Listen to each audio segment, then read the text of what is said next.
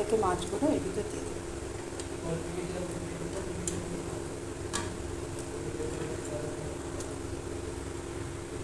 এদিকে মাছের ঝোলটাও কিন্তু ফুটে গেছে, আর মা ওইদিকে ইন্ডাকশন ওভেনে ভাত বসিয়ে দিয়েছে।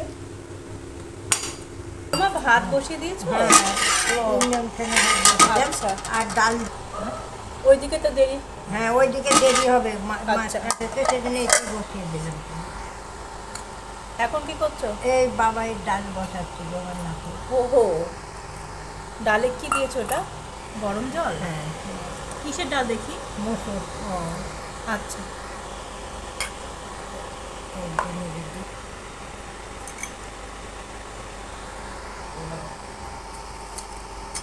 মা এদিকে ভাত ডালটা বসিয়ে দিল।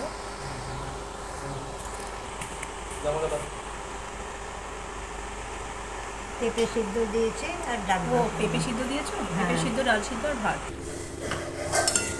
মাছের ঝোলটা এবার নামিয়ে নেব।